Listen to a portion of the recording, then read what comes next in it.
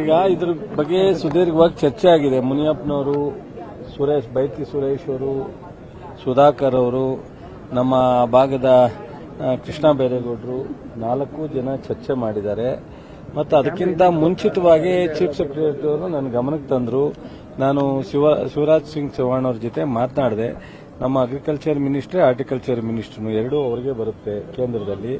So ನಾನು ಈ ತರ ಸಮಸ್ಯೆ ಆಗಿದೆ, ಸಿಎಂ ಇಂದ ಪತ್ರ ಬರೆದಿದ್ದೀವಿ, ಕೂಡಲೇ MSPಗೆ ಒಂದು ಸ್ವಲ್ಪ ನಿಮ್ಮ ಸಪೋರ್ಟ್ ಬೇಕಾಗುತ್ತೆ ಅಂತ ಹೇಳಿ ರಿಕ್ವೆಸ್ಟ್ ಮಾಡಿದ್ದೀನಿ ಬಿಫೋರ್ ಕ್ಯಾಬಿನೆಟ್. ಅವರು ಇವತ್ತೇ ಫೈಲ್ ತರಿಸಿ ನಾನು ಏನು ಹೆಲ್ಪ್ ಮಾಡ್ಲಿಕ್ಕೆ ಸಾಧ್ಯ ಆಗುತ್ತೆ ಡಿಸಿಷನ್ ತಗೋತೀನಿ ಅಂತ ಹೇಳಿದ್ದಾರೆ.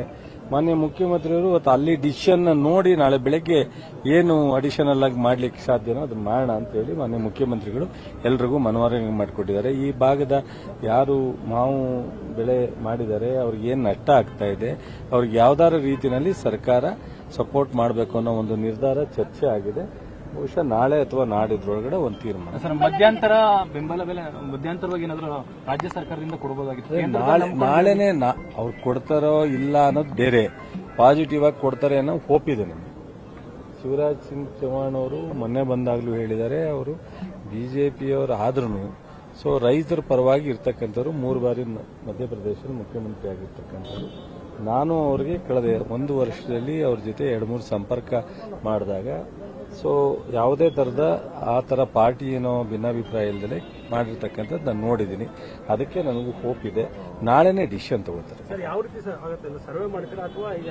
ಅದು ಮೆಥಡ್ ಇಲಾಖೆ ಇದೆ, ರೆವಿನ್ಯೂ ಇಲಾಖೆ ಇದೆ, ಹಾರ್ಟಿಕಲ್ಚರ್, ಅಗ್ರಿಕಲ್ಚರ್ ಡಿಪಾರ್ಟ್ಮೆಂಟ್ ಇದೆ, ಜಿಲ್ಲಾಧಿಕಾರಿಗಳ ಅಧ್ಯಕ್ಷತೆಯಲ್ಲಿ ಅವೆಲ್ಲ ಮಾಡ್ತಾರೆ.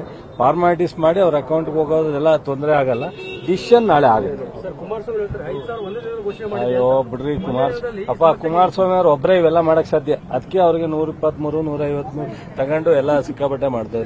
ಅವ್ರೊಬ್ಬರೇನೆ, ಇನ್ನ ಯಾರ ಕೈಲೂ ಸಾಧ್ಯ ಇಲ್ಲ. ಕೋಆಪರೇಟಿವ್ನಲ್ಲೂ ಕೊಟ್ಟು ಇನ್ನೂ ಸಾಲ ಮನ್ನಾ ಮಾಡಿದ್ದು ದುಡ್ಡು ರಿಲೀಸ್ ಮಾಡ್ದಲ್ಲೇ ಹೋಗಿದ್ದು. ಕುಮಾರಸ್ವಾಮಿ ಅವರು ಒಬ್ಬರೇನೆ ಸಾಧ್ಯ. ಬಿಟ್ಬಿಡೋದೆ, ಅವ್ರ ಬಗ್ಗೆ ಯಾಕೆ ಮಾತಾಡ್ತಾರೆ.